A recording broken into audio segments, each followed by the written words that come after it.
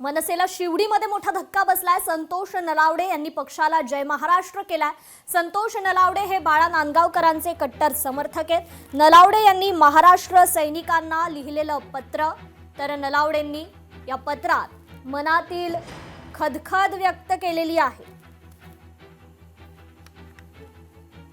आम्हाला 205 मिळाला आणि बाकीच्या प्रभागात आम्हाला अपयश ठरलं आणि असं होत असताना शेवटी पदरी निराशा आणि फ्रस्ट्रेशन आणि ह्या सगळ्या गोष्टींना आम्ही एवढं त्याग दिला, बलिदान दिलं, रक्त सांडलंय, रक्त घेतलंय आणि एवढं करत असताना कार्यकर्त्यांच्या भावनांना जर समजून घेत नसाल तर मग तिथे अर्थ नाही उरत।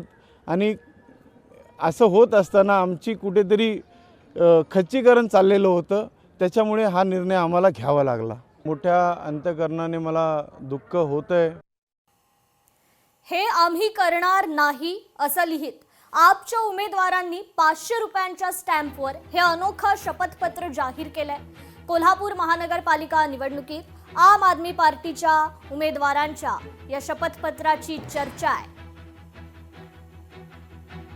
कोल्हापूर महानगरपालिका निवडणुकीत टक्केवारीचा मुद्दा चांगलाच गाजतोय। भ्रष्टाचार मुक्त कारभार करणार असं सगळेच पक्ष आपल्या जाहीरनाम्यात सांगत असताना राजश्री शाहू आघाडी प्रणीत आम आदमी पार्टीच्या वतीनं थेट हे आम्ही करणार नाही असं 500 रुपयांच्या स्टॅम्पवर शपथपत्र जाहीर करण्यात आले। 1-2 नव्हे तर आम आदमीच्या 14 अधिकृत उमेदवारांनी 500 रुपयांच्या स्टॅम्पवर शपथपत्र जाहीर करत शपथ घेतली आहे। मी निवडून आलो तर कोणत्याही कामात टक्केवारी खाणार नाही, माझा कोणताही अव्यवसाय नाही, मी नगरसेवक झाल्यावर कोणत्याही अधिकारी आणि कर्मचाऱ्याला शिवीगाळ करणार नाही, अशा पद्धतीनं हमी देणारे अनेक विषय असणारं हे शपथपत्र उमेदवारांनी पत्रकार परिषदेत जाहीर केलंय।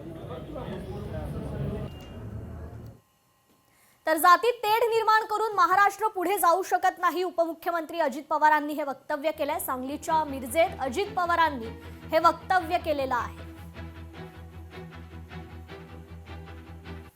मुस्लिम समाजाचे हसन मुश्रीफ साहेबांना तिथं प्रतिनिधित्व दिलं।